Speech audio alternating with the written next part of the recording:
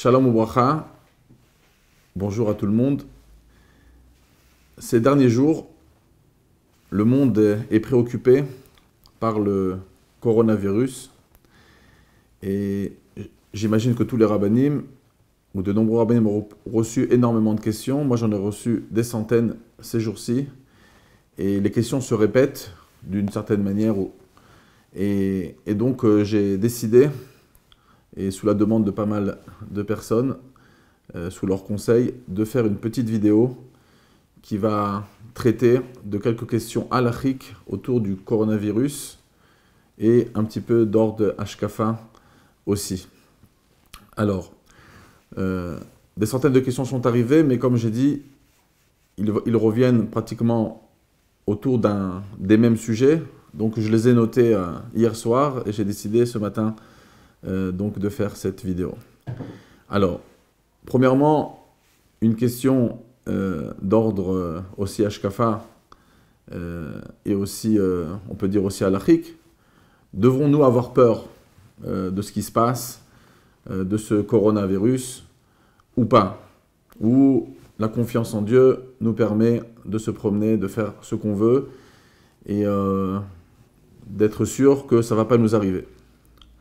Alors, déjà c'est important de préciser que d'être sur des gardes concernant des dangers qui pourraient se passer, c'est quelque chose d'important. Le Shulchan Aruch Rochen Mishpat termine avec justement ces halachot-là, sur le verset bien sûr très populaire, Ushmartem me'ol lenafshotechem, il faut faire très attention à notre santé. Et ici, ce n'est pas simplement notre santé, même si une personne pense qu'elle a, Baruch Hashem, tout ce qu'il faut pour combattre tout virus par rapport à sa santé, la personne peut être un porteur de ce virus, le transmettre à d'autres personnes qu'on pourrait mettre en danger. Donc, Shlomo Melech nous dit, dans Michelet, dans les proverbes, Ashrei Adam mefached tamid. Bon, l'homme sait bien qu'il est sur ses gardes, surtout pour ne pas faire de faute. Et sur ses gardes, bien sûr, aussi pour tout danger. Mais pour revenir donc directement à la question, d'un côté, il est évident qu'on doit être des juifs, ou l'humanité doit être joyeuse, et aussi avoir la confiance à notre Créateur. Et c'est évident qu'on ne doit pas s'inquiéter au niveau stress, puisqu'on a sur qui compter, Avinu Sheba Shamayim, le Père qui est dans le ciel, comme on dit, il est partout. Et donc il est là près de nous, nous protège, et on a confiance, on y croit, et on est confiant à 100%. Cependant, la Torah elle-même nous demande de prendre des précautions. Il y a des professionnels qui ont donné différentes directives au niveau des États, des pays, que ce soit en Israël, que ce soit en France, et partout dans le monde. C'est évident que déjà une des questions qui se pose, c'est est-ce qu'on se doit et est obligé d'écouter les consignes? Et la réponse est que oui. On a toujours écouté les consignes des professionnels sur la santé. On se doit de le faire. Dans le Shulchan Aruch, on en parle dans le Siman 329 d'Orach Chaim. On en parle aussi dans les lois de Yom Kippour, dans le Siman Tafresh Yutret. Et donc, c'est évident qu'on doit faire attention à sa santé et suivre les conseils des professionnels. On doit garder confiance en Akadosh Baruch Hu, donc on doit se lever joyeux, marcher joyeux, travailler joyeux, mais en faisant attention à toutes les consignes qui sont données par des professionnels. Il faut savoir que ces consignes données par les États n'ont pas été données facilement. Beaucoup de personnes pensent que c'est exagéré, et la vérité, c'est que ça occasionne à des pays des pertes de milliards, des pertes d'argent d'une manière colossale. Et donc, aucun État n'est content de donner des directives inutiles. Et c'est évident que ça se doit se respecter. Et si la question est d'ordre halachique, bien sûr, al-pi halacha, on doit faire très attention à respecter. Et ça va donc donner des réponses, cette façon de voir, à beaucoup de questions qui ont été posées. On parle ici, dans la halacha, de Safek Pikuach Nefesh, ou même un Sfek Sfeka de Pikuach Nefesh. Dans le Talmud de Masechet Yuma, depuis la page 83, 84, 85, on parle beaucoup des sujets de sauver une personne, même des fois en transgressant les choses les plus graves, comme le Shabbat. Même pour sauver une personne, de quelques heures en plus à vivre. Alors, à plus forte raison que ce coronavirus peut atteindre certaines personnes qui n'ont pas toutes les capacités dans leur corps de pouvoir lutter contre ce virus et les mettre en danger réellement. Donc, même sur un safek ou même un sfek sfeka, un doute ou un très très grand doute sur des choses qui sont pikuach nefesh, ça veut dire que notre vie en dépend ou la vie d'autres personnes autour de nous en dépendent, il ne faut pas prendre les choses à la légère. Donc l'halakha nous oblige à écouter les consignes qui sont données par des professionnels, qui ont été données après énormément de réflexion. Comme j'ai dit, ce n'est pas évident pour un État de prendre des décisions qui vont entraîner des pertes de milliards pour le commerce et pour le pays tout entier. On va répondre donc avec les bases de ces données-là à quelques questions que j'ai donc reçues. Par exemple, on me demande la chose suivante. Il y a, dans ces jours-ci, un juif, il doit aller se rendre à la synagogue. Bientôt, on va devoir aller à la synagogue pratiquement pour une mitzvah de la Torah. D'après beaucoup de décisionnaires, le Magen Avraham, Siman Tafresh Pei, pour aller écouter Parashat Zachor. On doit se rendre à la choule pour la Megillah. Et Bichlal, un juif, il se rend à la choule 3 fois par jour, à la synagogue.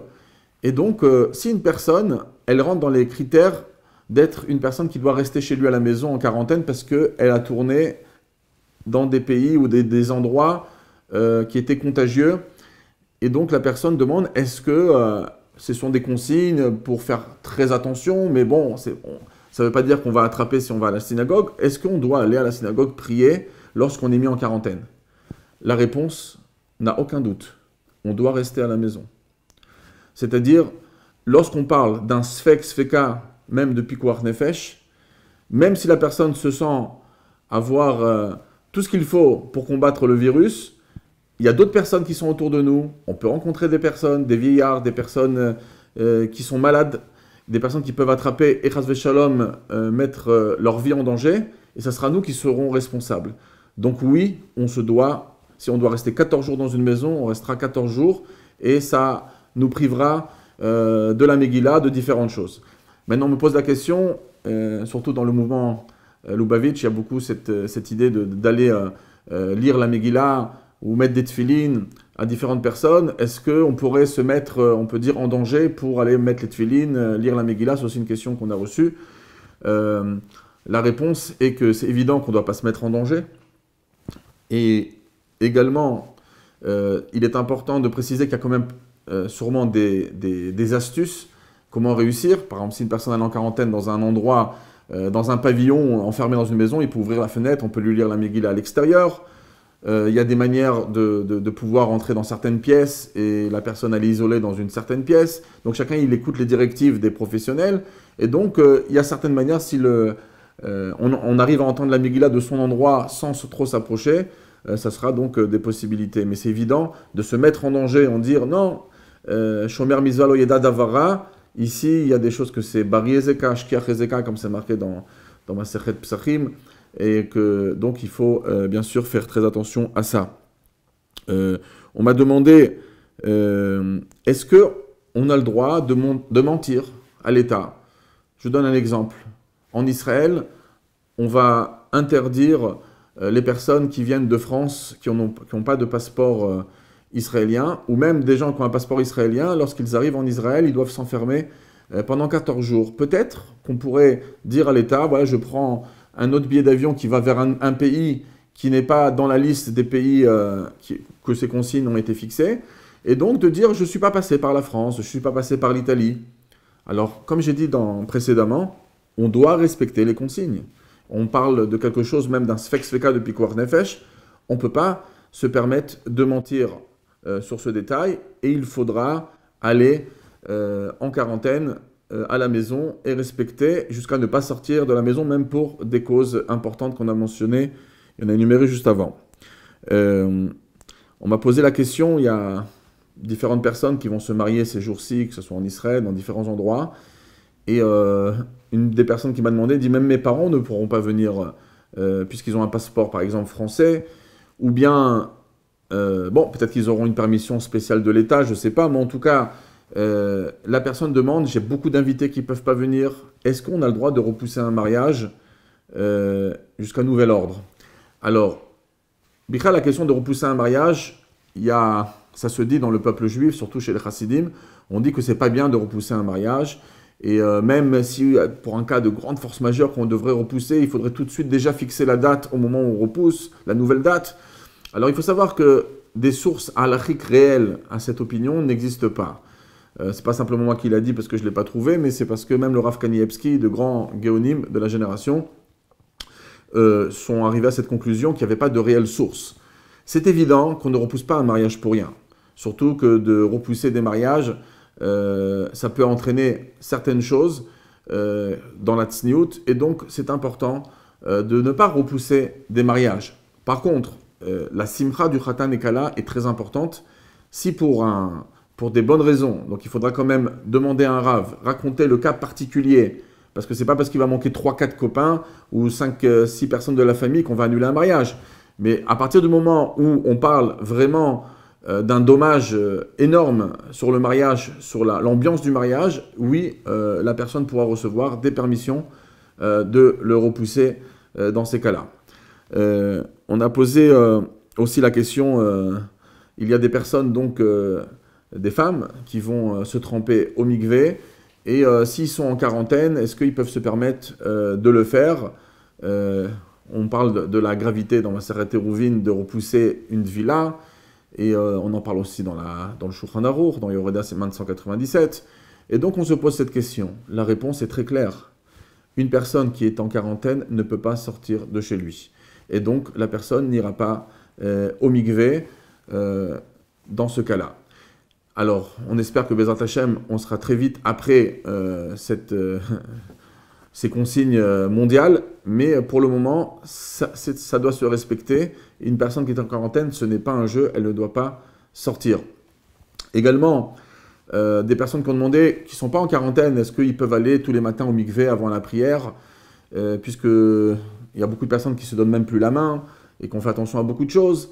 Alors, bon, tant qu'il n'y a pas des consignes claires d'interdire à une personne, elle n'a pas rencontré des personnes qui ont peut-être le virus ou des endroits dangereux, et donc il n'y a pas de consigne que ces gens-là ne sortent pas de chez eux, on ne peut pas dire qu'une personne doit s'abstenir d'aller au mikvé dans un cas pareil. On pourrait comprendre qu'une personne qui veut faire très attention, alors elle pourrait se permettre, ça ne sera pas qu'elle aura enfreint quelque chose de grave, mais pour répondre à cette question, tant qu'on n'est pas dans les personnages, dans les consignes de ne pas sortir, alors on pourrait se permettre. Après, c'est à chacun de décider est-ce qu'elle prend le risque de se tremper ou pas avec toutes les personnes qui se trempent dans le mikvé. Ça, c'est encore sous la réflexion de chacun.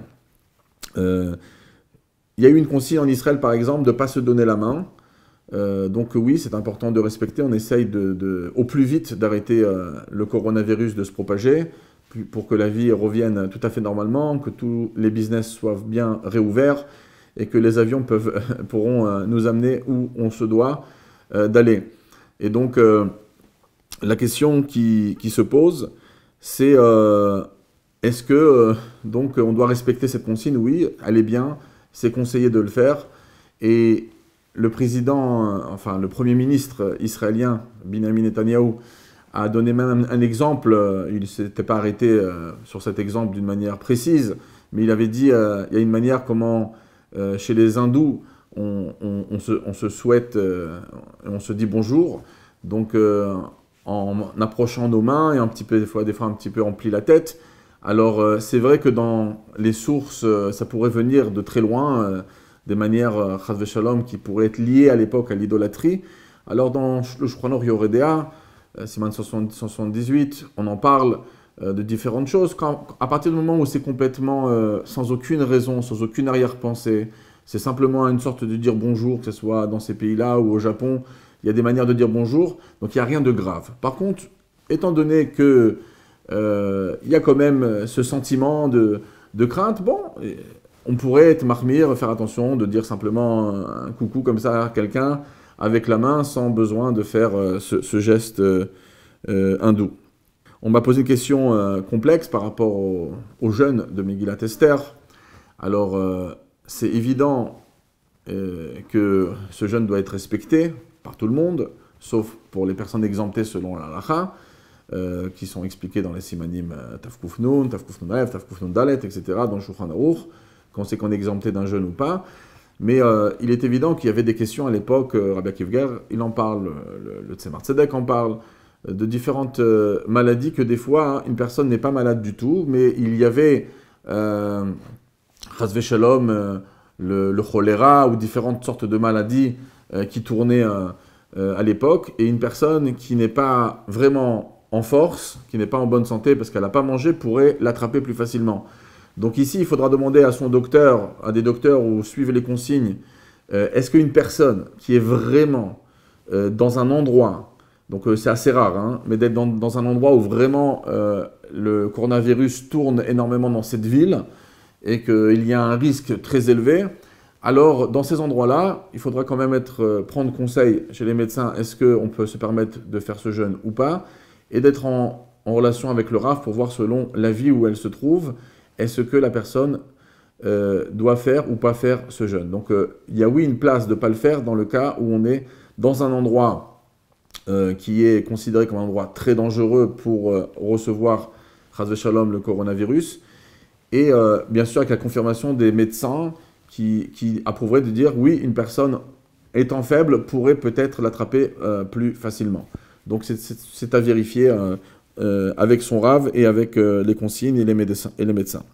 Concernant Bichlal, la question, qu'est-ce que Akadosh Baruch Hu, il essaye de nous faire passer?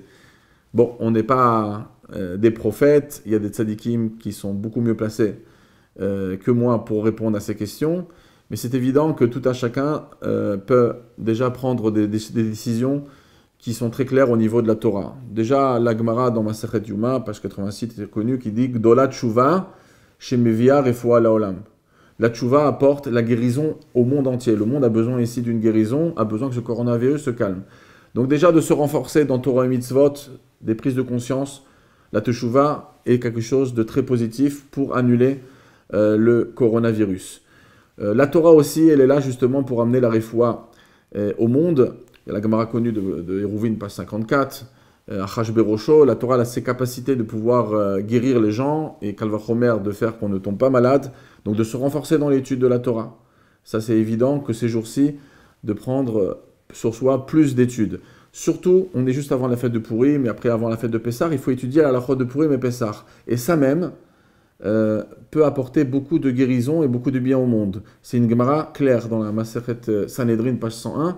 La Gemara nous dit clairement là-bas que Davar Beito Matov, si on étudie les lois de Pourim avant Pourim, on étudie les lois de Pessah avant Pessah, etc., eh ben, ça amène Tova Laolam, ça fait du bien pour le monde. Donc, c'est aussi une consigne qu'il faut faire.